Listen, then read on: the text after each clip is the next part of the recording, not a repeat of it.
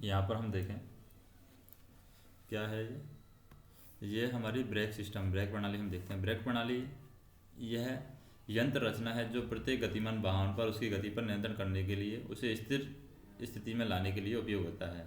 सामान्यतः ट्रेन संचालन में ट्रेन गति पर नियंत्रण करने के लिए रोलिंग स्टॉक पर न्यूमेटिक ब्रेक प्रणाली का प्रावधान है। इस प्रकार की ब्रेक प्रणाली में पिस्टन को कार्यरत करने के लिए माध्यम के रूप में हवा का उपयोग किया जाता है। न्यूमेटिक ब्रेक प्रणाली दो प्रकार की होती है, वैक्यूम ब्रेक प्रणाली और कंप्रेस्ड एयर ब्रेक प्रणाली। वैक्यूम ब्रेक प्रणाली में क्या होता है? वैक्यूम ब्रेक प्रणाली में विभिन्न पुर्जों से हवा निकालकर वैक्यूम बनाया जाता है और ब्रेक एप्लीकेशन के लिए पिस्टन के नीचे हवा प्रवेश कराया जाता है और इस हवा के दबाव के कारण पिस्टन ऊपर की तरफ कार्य करना शुरू कर देता है। एयर ब्रेक प्रणाली की बात करें, एयर ब्रेक प्रणाली में क्या होता है? एयर ब्रेक प्रणाली में इस ब्रेक प्रणाली के विभिन्न पुर्जे जैसे कि बीपी, सीआर, डीवी, एआर आदि में ब्रेक पाइप चार्ज होता है। बीपी होता है चार्ज, सेंट्रल कंट्रोल रिजर्वायर होता है, डीवी होता है, ऑक्सिलरी रिजर्वायर होता है। बीपी जो ब्रेक पाइप है, ये ब्रेक पाइप चार्ज होते हैं और आवश्यकता होने पर एआर की हवा डीवी के द्वारा ब्रेक सिलेंडर में पिस्टन के पीछे प्रवेश कराई जाती है। यानी कि हम क्या करते हैं, एआर की हवा किसकी हेल्प से एंटर कराते हैं? डीवी की हेल्प से ब्रेक सिलेंडर के पिस्टन के पीछे हवा प्रवेश कराया जाता है, जिस कारण से पिस्टन बाहर की तरफ निकल करके ब्रेक लगाने की क्रिया शुरू करता है।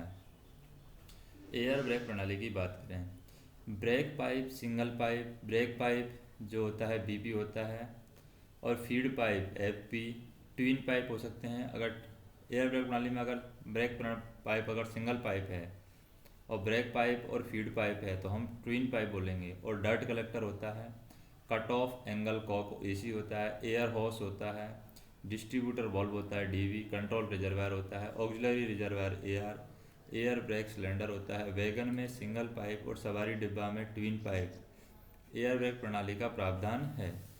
तो वैगन में हमारी सिंगल पाइप प्रणाली होती है और सवारी डिब्बा में ट्विन पाइप एयर ब्रेक प्रणाली का प्रावधान है। ब्रेक पाइप का रंग हरा होता है जो कि 5 kg/cm² प्रेशर से चार्ज रहता है।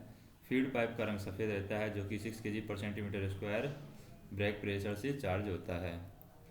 वर्तमान स्थिति में HLV कोच फिएट बोगी में वर्तमान स्थिति की बात करें, वर्तमान स्थिति में क्या है?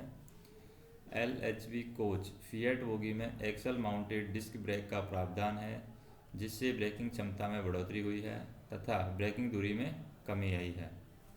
डिस्क ब्रेक के उपयोग में पहिए में घिसाव कम होता है, परिणाम स्वरूप पहिए का आयु लाइफ बढ़ जाती है। डिस्क ब्रेक के उपयोग से ब्रेक वाइंडिंग और फ्लैट टायर की संभावना कम हो जाती है।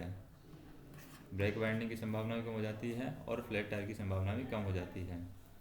जैसे हम बात करें 18 LHV कोच फिएट बोगी की सवारी गाड़ी की ब्रेकिंग दूरी 1200 मीटर 160 किलोमीटर प्रति घंटा की गति पर है और जबकि 18 ICF बोगी माउंटेड कोच सवारी गाड़ी की ब्रेकिंग दूरी 800 मीटर 110 किलोमीटर प्रति घंटा की गति पर है।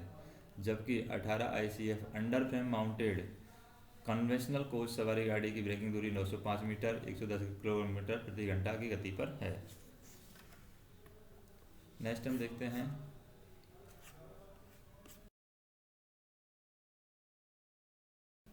क्या है, इनके फ़ायदे क्या हैं।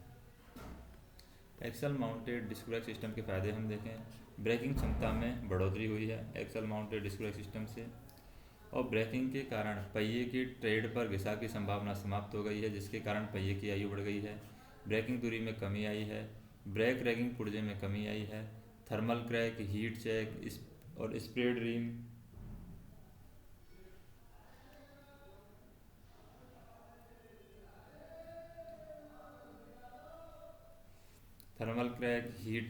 Speed rim, shattered rim type के व्हील डिफेक्ट समाप्त हो गए हैं। टायर टर्निंग कम करना पड़ता है, टायर का जो टर्निंग है वो कम करना पड़ता है क्योंकि व्हील की ट्रेड में खराबी कम आती है। डिस्क एवं ब्रेक पैड की घिसाव बहुत ही कम है, जिसके कारण बार बार बदलने की ज़रूरत नहीं होती है। इस ब्रेक सिस्टम का फेल्यूर कम है। एयर ब्रेक प्रणाली के फ़ायदे हम देखते हैं, एयर ब्रेक प्रणाली के फ़ायदे क्या हैं। एयर ब्रेक प्रणाली में ट्रेन की पूरी लंबाई में एक समान व एक साथ ब्रेक एप्लीकेशन होता है। किसी भी स्थान पर एक समान ब्रेक शक्ति प्राप्त होती है। एयर ब्रेक प्रणाली की जो ब्रेकिंग क्षमता है वो अधिक होती है। क्या होती है? अधिक होती है। और इस ब्रेक प्रणाली में ट्रेन संचालन के दौरान ब्रेक पावर क्षीण अर्थात ब्रेक पावर फेड नहीं होता है।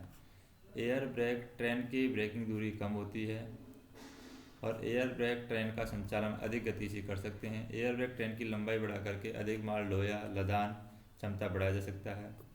एयर ब्रेक प्रणाली में ब्रेक जल्दी लगते भी हैं और साथ ही साथ ब्रेक जल्दी रिलीज भी होते हैं। एयर ब्रेक प्रणाली के उपकरण हल्के होते हैं और एयर ब्रेक प्रणाली का अनुरक्षण क्या होता है? आसान होता है। फिर हम देखते हैं यहाँ पर कि ब्रेक प्रणाली का वर्गीकरण हम देखते हैं। ब्रेक प्रणाली के वर्गीकरण में न्यूमेटिक ब्रेक प्रणाली है। न्यूमेटिक ब्रेक प्रणाली दो प्रकार की होती है हमारी, वैक्यूम ब्रेक प्रणाली और कंप्रेस्ड एयर ब्रेक प्रणाली। कंप्रेस्ड एयर ब्रेक प्रणाली है ये हमारी फिर दो प्रकार की होगी, डायरेक्ट रिलीज एयर ब्रेक प्रणाली और ग्रेजुएटर रिलीज एयर ब्रेक प्रणाली। फिर ग्रेजुएटर रिलीज एयर ब्रेक प्रणाली है, यहाँ पर दो टाइप की होगी, सिंगल पाइप एयर ब्रेक प्रणाली और ट्विन पाइप एयर ब्रेक प्रणाली। फिर ट्विन पाइप एयर ब्रेक प्रणाली में हमारी अंडर फ्रेम माउंटेड ब्रेक प्रणाली होती है, बॉगी माउंटेड ब्रेक प्रणाली होती है और एक्सल माउंटेड डिस्क ब्रेक प्रणाली होती है। और यांत्रिक ब्रेक प्रणाली में हमारे हैंड ब्रेक होते हैं, हैंड ब्रेक लीवर टाइप होते हैं और स्क्रू टाइप होते हैं। नेक्स्ट हम देखें कि रोलिंग स्टॉक पर दो प्रकार की ब्रेक प्रणाली का प्रावधान है।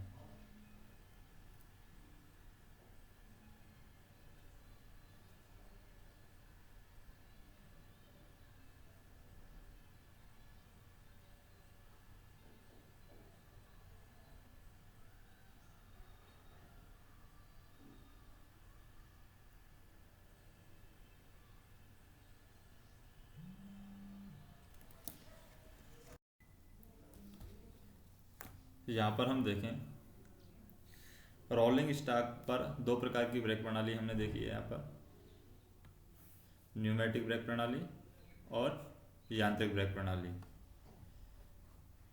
अब सभी प्रकार के वैगनों में हैंड ब्रेक के रूप में यांत्रिक ब्रेक प्रणाली का प्रावधान है, जो कि मुख्य रूप से दो प्रकार के हैं, लीवर टाइप और स्क्रू टाइप। सामान्यतः लीवर टाइप जो हैंड ब्रेक का प्रावधान है सभी प्रकार के चौपहिया वैगनों में कुछ बॉगी फीट जो हैं,